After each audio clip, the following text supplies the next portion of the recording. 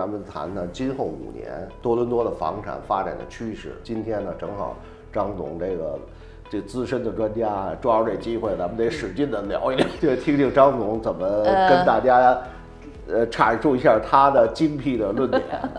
因为我一直属于一个比较乐观的人啊。总体来说呢，我对加拿大房产就今后5年的这个发展趋势吧，我还是持一个乐观的态度。因为加拿大总体来说呢，这20年都是呢就是平稳上升的一个趋势。只是说在这个去年呢，可能有一些大的滑坡嘛，也是因为很多特殊的一个原因了啊。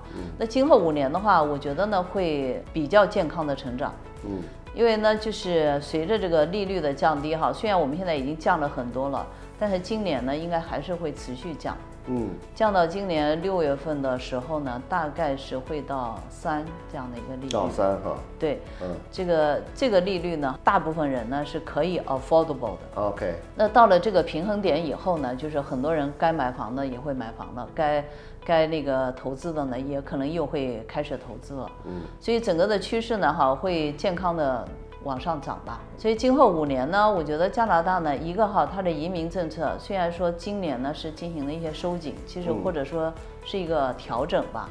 因为前几年呢，是因为这个难民太多了，他移民是很多，一年进来100多万，但是很多是难民，他是消耗资源的，但是它的购买力又很差，政府还要补贴他们很多钱。但是现在呢，政策呢，基本上难民这块呢会砍掉很多。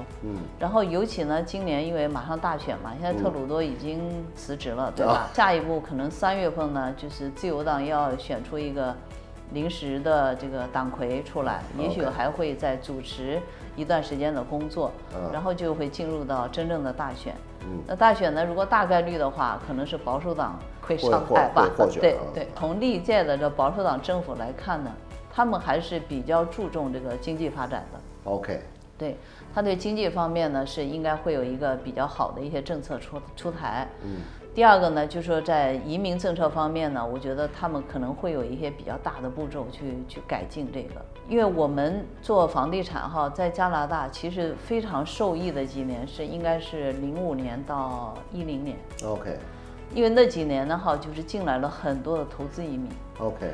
这些投资移民呢给加拿大是带来了很多的资金，很多的购买力。因为这些投资移民还不光说是中国的投资移民，可能是世界各地的，世界各地投资移民。那后来呢，就是到17年的时候呢，就整个把这一块就砍掉了。砍掉以后呢，其实是对加拿大经济呢，我觉得是一个很大的损失。但是可能从政府的角度，他会觉得投资移民来了，抬高了房价，因为他们的购买力比当地人强太多嘛。但是呢，你要从另外一个角度想一想。那里那些比较很老的这个本地的居民，他们是最大的受益者呀。对。他们那时候房子卖到一个很高的价钱，对，可能一辈子都衣食无忧了。所以这个都是有好的一面，有坏的一面吧。对。但是对于加拿大来说，我觉得是需要恢复投资移民的。OK。为什么？你是一个移民国家，你要比较嘛？你是投资移民给你带来的 benefit 多呢，还是说难民带来的 benefit 多？所以我觉得政府是要衡量的这个平衡关系的。对，政府呢，我觉着就是说，他应该去做一个比较明智的一个选择。但是这个事儿呢，可能就是特鲁多政府的巨大的一个失误就是把这个。我觉得是巨大的一个失误。就当时投资移民，你即使可以要求的严一点，但是不应该一律砍掉。不应该砍掉对，现在基本上把这个就是投资移民这块。基本上就是这条路堵死了。他首先要求你雅思要考5分以上。OK。那有几个企业家能达到5分以上？对，5分不简单的。这一点是一个很难。这个说的直白点，接盘侠没有了。没有。那个，我觉得您说的，我个人是认同的，但是这个呢。说不定会遭到很多在加拿大生活的普通老百姓的这个诟病。但是其实从我认同您的观点，从某种意义来讲，这等于是实际上是他们可以受益的。对。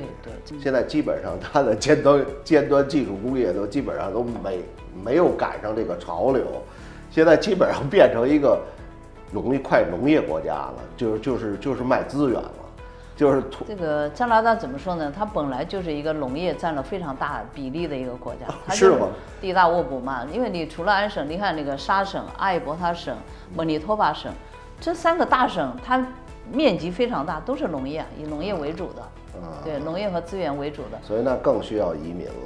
其实是真的是真的是需要移民的，因为一个呢，就是投资移民来了哈，政府很受益，他本身要交很多的钱才能移民，对吧？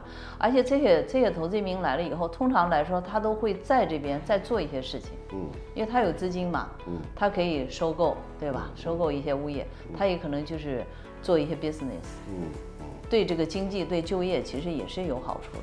我个人认同您的观点，但是不一定所有人都认同您的观点。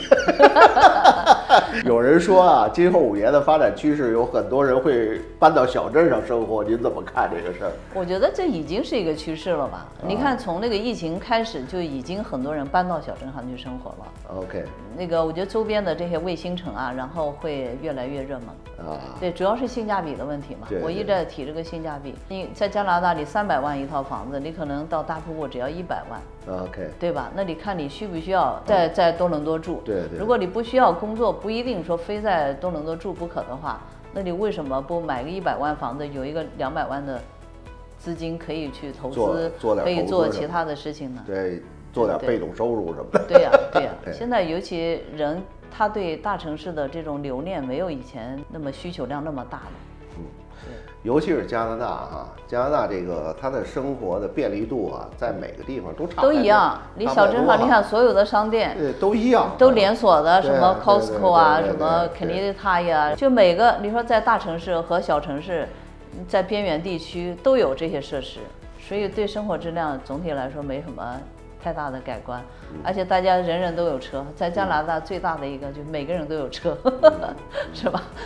所以把多伦多这边这个繁华闹市这个区域留给那些投资移民过来。